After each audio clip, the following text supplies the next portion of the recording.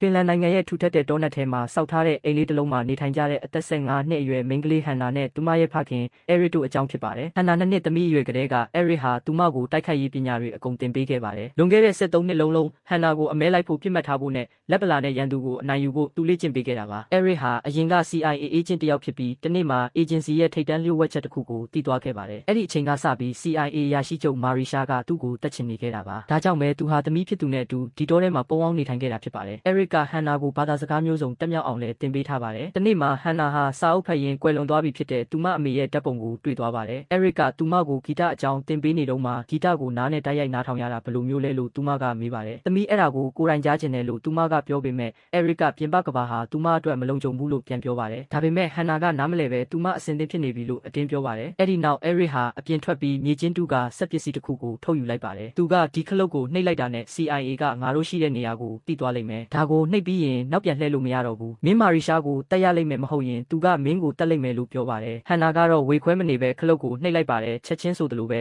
CIA ကသူတို့ရှိရာကိုတိသွားပါတယ်။မာရီရှာကသူမရဲ့အဖွဲ့ကိုအစည်းအဝေးခေါ်ပါတယ်။အရာရှိတချို့ကဒီအမှုကိုအင်တာပိုစီလွှဲပေးဖို့အကြံပြုပေမဲ့မာရီရှာကအဲရစ်ဟာအလွန်အန္တရာယ်များပြီးအရေးချင်းရှိတဲ့အေဂျင့်ဖြစ်လို့သူတို့ကိုယ်တိုင်ကင်တွယ်ရမယ်လို့ညင်းဆိုပါတယ်။သူတို့ကိုဖမ်းဆီးဖို့အထူးတပ်ဖွဲ့တွေကိုစေလွှတ်လိုက်ပါတယ်။အဲရစ်ကဟန်နာကိုတင်ပေးထားတဲ့အတိုင်းလိုက်နာဖို့မှာကြားပြီးဘာလင်မှာပြန်ဆောင်ကြမယ်လို့ပြောကထွက်ခွာသွားပါတယ်။တပ်ဖွဲ့ဝင်တွေကအိမ်ကိုဝိုင်းထားလိုက်ကြပါတယ်။စစ်သား2ယောက်အိမ်ထဲဝင်လာပေမဲ့ဟန်နာကသူတို့ကိုတတိလစ်သွားအောင်တိုက်ခိုက်လိုက်ပါတယ်။ဒါပေမဲ့ကျန်တဲ့အဖွဲ့ဝင်တွေကသူမကိုဖမ်းမိသွားပါတယ်။နောက်ခန်းမှာတော့ဟန်နာဟာအကျဉ်းခန်းထဲမှာအပိတ်ခံထားရပါတယ်။စစ်ဆေးမေးမြန်းသူကလာမေးပေမဲ့ဟန်နာကမာရီရှာနဲ့ပဲစကားပြောမယ်လို့ဆိုပြောပါတယ်။မာရီရှာကကိုယ်တိုင်မသွားပဲတခြားအေဂျင့်တယောက်ကိုသူမအဖြစ်ဟန်ဆောင်ခိုင်းပြီးလွှတ်လိုက်ပါတယ်။အဲ့ဒီအေဂျင့်ကနှစ်ချက်ကတဆင့်မာရီရှာပြောခိုင်းတာတွေကိုပြန်ဖြေပါတယ်။ဒါပေမဲ့ဟန်နာကရိပ်မိသွားပါတယ်။သူမကအဲ့ဒီအေဂျင့်ကိုစိတ်လှုပ်ရှားတယ်လို့မျိုးဖတ်လိုက်ပြီးမှရုတ်တရက်တိုက်ခိုက်တက်ဖြတ်လိုက်ပါတယ်။သူမဟာတနက်တလက်ကိုလူယူပြီးကျန်တဲ့အဆောင်တွေကိုရှင်းပစ်လိုက်ပါတယ်။ဟန်နာကလုံခြုံရေးကင်မရာတွေကိုဖျက်ဆီးပြီးထွက်ပြေးသွားတာကြောင့်မာရီရှာအံ့အားသင့်သွားပါတယ်။တစ်ဖက်မှာလည်းသိပ္ပံပညာရှင်တွေက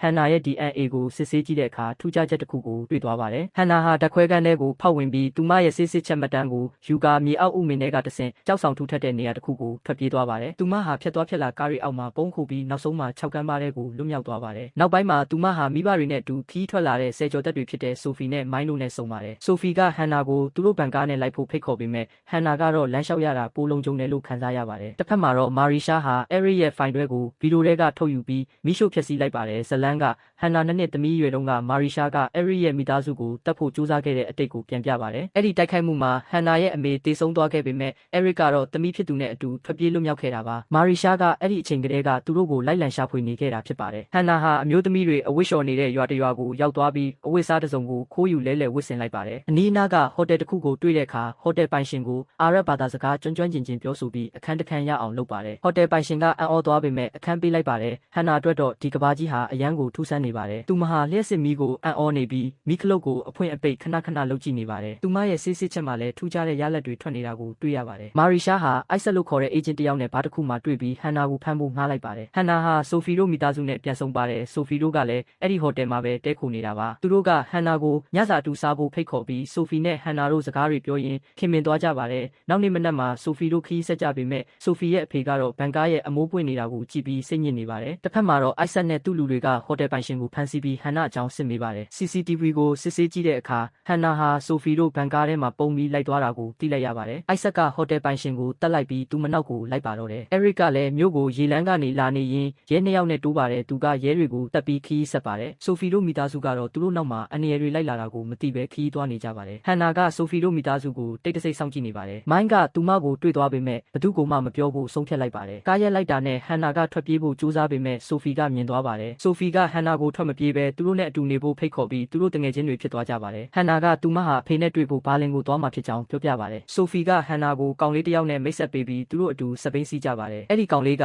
ဟန်နာကိုနမ်းဖို့ကြိုးစားတဲ့အခါဟန်နာကသူ့အဖွားအကြောင်းကိုဟာတာနော်ဘီပြောကဟန်တားလိုက်ပါတယ်။အိုက်ဆက်နဲ့သူ့လူတွေကတဲတွေထဲမှာဟန်နာကိုလိုက်ရှာပေမဲ့မတွေ့ပါဘူး။တခြားတစ်ဖက်မှာတော့မာရီရှာကအဲရစ်ကိုရှာဖို့ဟန်နာအဖွားအိမ်ကိုရောက်သွားပါတယ်။အဲရစ်ကိုမတွေ့တဲ့အခါမာရီရှာကအဖွားအိုကိုပြစ်တက်လိုက်ပါတယ်။နောက်နေ့မနက်မှာဆိုဖီတို့မိသားစုခီးဆက်တဲ့အခါအိုက်ဆက်တို့ကကားကိုတွေ့သွားပြီးလိုက်လံတိုက်ခိုက်ပါတော့တယ်။ဘူမိဗေဒအရဘာလင်ကိုရောက်နေတဲ့အဲရစ်ကသူ့နောက်ကို လူတွေလိုက်နေမှန်းသိသွားပါတယ်တိုက်ပွဲဖြစ်ပွားပြီး Eric က agent အားလုံးကိုတပ်ပစ်လိုက်ပါတယ် agent တယောက်ရဲ့ walkie talkie ကတဆင့် Marisha အသက်ရှင်နေသေးတာကို Eric သိသွားပါတယ်သူက Marisha ကိုဖုန်းဆက်ပြီးသူမရှိတဲ့နေရာကိုလိုက်ရှာပါတယ်အဲ့ဒီမှာ agent တယောက်ကိုတတ်နိုင်ခဲ့ပေမဲ့ Marisha ကတော့လွတ်မြောက်သွားပါတယ်ဟန်နာကတစုံတစ်ယောက်က Sophie တို့ဘန်ကားနောက်ကိုလိုက်နေတာကိုသိလိုက်ပါတယ်သူမဟာ Sophie ကိုသူမနောက်ကိုလုံးဝမလိုက်လာဘူးတတိပေးပြီးဘန်ကားပေါ်ကခုံချကစိတ်ကမ်းဘက်ကိုပြေးသွားပါတယ်အိုက်ဆက်နဲ့သူ့လူတွေကလိုက်လံဖမ်းဆီးပေမဲ့ကုန်းတက်တာတွေကြားမှာပုံအောင်ပြီးလွတ်အောင်ပြေးပါတယ်အိုက်ဆက်ရဲ့အဖော်တယောက်ကသူမကိုတိုက်ခိုက်တဲ့အခါဟန်နာကတပ်ပစ်လိုက်ပါတယ်အဲ့ဒါကို Sophie မြင်သွားပြီးကြောက်လန့်တကြားထွက်ပြေးသွားပါတယ်အိုက်ဆက်ကဟန်နာကိုပိတ်မိအောင်လုပ်ပေမဲ့ဟန်နာကရေထဲကိုခုံချပြီးလွတ်မြောက်သွားပါတယ်အိုက်ဆက်တို့အဖွဲ့က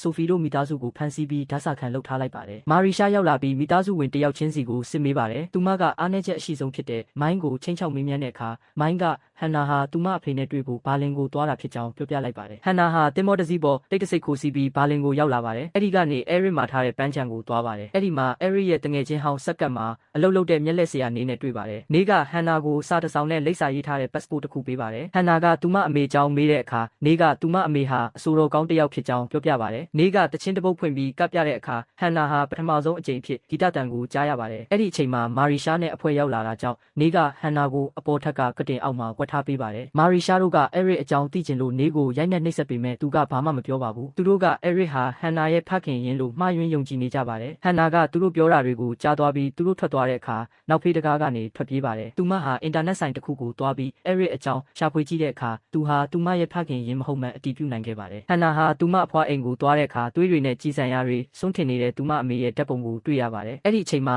Eric ရောက်လာပါတယ်ဟန်နာကသူဟာသူမရဲ့ဖခင်ရင်းဟုတ်မဟုတ်ရင်ဆိုင်မေးမြန်းပါတယ် Eric ကဝန်ခံလိုက်ပြီးအဖြစ်မှန်ကိုပြောပြပါတယ်သူဟာကိုဝင်ဆောင်အမျိုးသမီးတွေကိုစမ်းသပ်တဲ့ CIA ရဲ့လျှို့ဝှက်စီမံကိန်းတစ်ခုအတွက်လူစုဆောင်းပေးခဲ့ရသူဖြစ်ပါတယ်ဟန်နာအမေကလည်းအဲ့ဒီအထက်ကတယောက်ပါအဲ့ဒီစီမံကိန်းဟာမမွေးဖွားသေးတဲ့ကလေးတွေရဲ့ DNA ကိုပြုပြင်ပြီးကြောက်ရွံ့မှုနဲ့တနာကျင်တာမှုကင်းမဲ့တဲ့စူပါစစ်သားတွေဖြစ်အောင်ဖန်တီးတာပါဟန်နာနှစ်သားအရွယ်မှာမာရီရှာကစီမံကိန်းကိုရပ်ဆိုင်းလိုက်ပြီးအားလုံးကိုဖျက်ဆီးခိုင်းပါတယ် Eric ကိုလည်းဟန်နာကိုတပ်ဖို့အမိန့်ပေးခဲ့ပေမဲ့သူကမတပ်ဘဲကယ်ထုတ်လာခဲ့တာပါဟန်နာကို73နှစ်လုံးလေ့ကျင့်ပေးခဲ့တာဟာဒီအန်နီယယ်တွေကိုရင်ဆိုင်နိုင်ဖို့ဖြစ်ပါတယ် Eric ကသူဟာဖခင်ရင်းမဟုတ်ပေမဲ့ဟန်နာကိုအရန်ချစ်ကြောင်ပြောပါတယ်ဟန်နာဟာစိတ်ရှုပ်ထွေးပြီးထွက်သွားဖို့ကြိုးစားပါတယ် Eric ကတားတဲ့အခါသူမကသူ့ကိုပြန်တိုက်ခိုက်ပါတယ်အဲ့ဒီအချိန်မှာမာရီရှာနဲ့ agent တွေရောက်လာပါတယ် Eric ကဟန်နာကိုထွက်ပြေးဖို့ပြောပြီးသူကခုခံတိုက်ခိုက်ပါတယ် Eric က agent နှစ်ယောက်ကိုတတ်နိုင်ခဲ့ပေမဲ့မာရီရှာရဲ့ပြစ်ခတ်မှုကြောင့်တေဆုံးသွားပါတယ်ဟန်နာဟာသူမကိုစောက်ရှောက်လာတဲ့ဖခင်တယောက်လိုလူကိုဆုံးရှုံးလိုက်ရလို့ဝမ်းနည်းကြေကွဲစွာထွက်ပြေးသွားပါတယ်မာရီရှာကဟန်နာကိုလိုက်ရှာပေမဲ့ဟန်နာမှာခုခံဖို့လက်နက်မရှိပါဘူးသူမဟာတေဆုံးနေတဲ့နေရဲ့ကိုပေါ်ကမြားတစ်ချောင်းကိုဆွဲယူပြီးထွက်ပြေးဖို့ကြိုးစားပါတယ်မာရီရှာကလမ်းမှာပိတ်ဆို့လိုက်ပြီး